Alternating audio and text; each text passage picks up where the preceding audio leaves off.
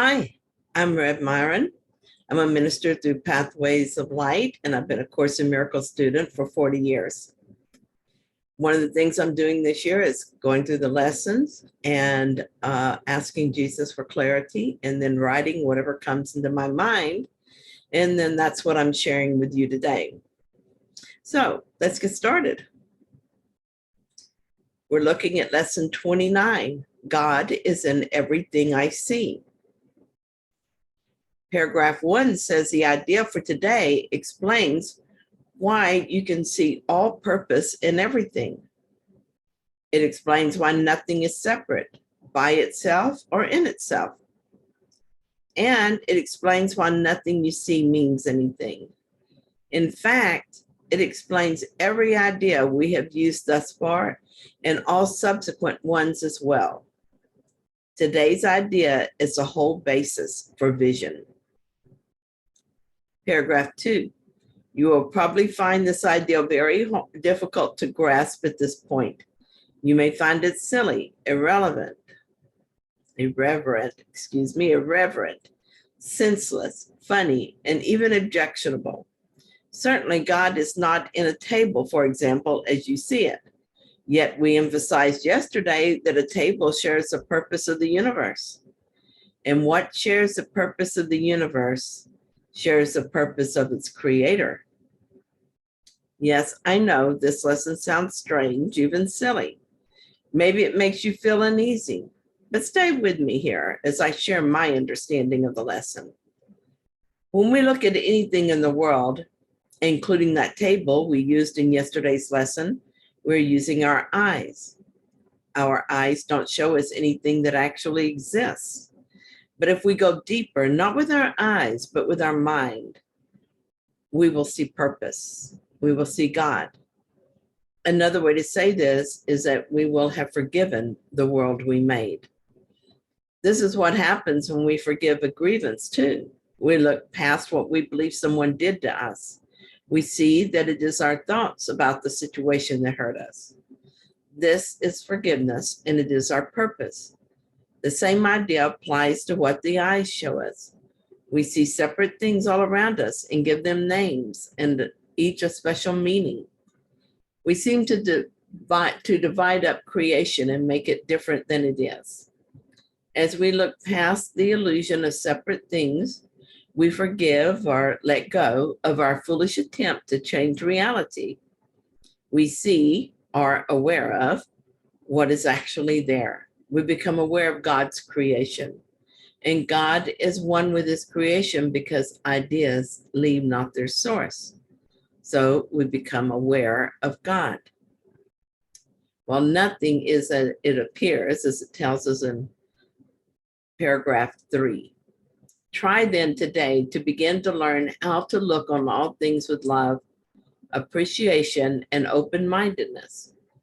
You do not see them now. Would you know what is in them? Nothing is as it appears to you. Its holy purpose stands beyond your little range. When vision has shown you the holiness that lights up the world, you will understand today's idea perfectly, and you will not understand how you could ever have found it difficult. I accept that nothing is as it appears to me now. I used to get upset with people at work when I thought they were not doing their job right. I kept bringing these thoughts to the Holy Spirit until I had forgiven the situation. Then I could look with an open mind and see the innocence beyond the situation. I was able to see the holiness in the people I worked with.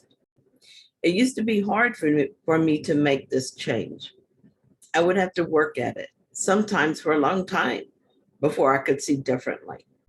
Now, this way of seeing comes naturally, and if old conditioning triggers old behavior, it is easy to change. And really, I don't understand why it was so difficult before. So Jesus is right about that too. It is harder for me to look at an object, though, and clear my mind so that I can see what is truly there. Still working on that. So the practice. Our 6 2-minute practice periods for today should follow a now familiar pattern. Begin with repeating the idea to yourself and then apply it to randomly chosen subjects about you, naming each one specifically. Try to avoid the tendency towards self-directed selection, which may be particularly tempting in connection with today's idea because of its wholly alien nature. Remember that any order you impose is equally alien to reality. Paragraph 5. Your list of subjects should therefore be as free of self-selection as possible. For example, a suitable list might include, God is in this coat hanger. God is in this magazine. God is in this finger. God is in this lamp. God is in that body. God is in that door. God is in that wastebasket. In addition to the assigned practice periods, repeat the idea for today at least once an hour, looking slowly about you as you say the words unhurriedly to yourself. At least once or twice, you should experience a sense of restfulness as you do this. Clearly, I need this practice, so I will do it.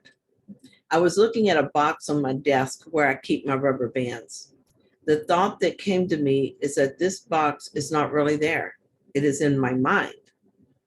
It is an image of an idea in my mind.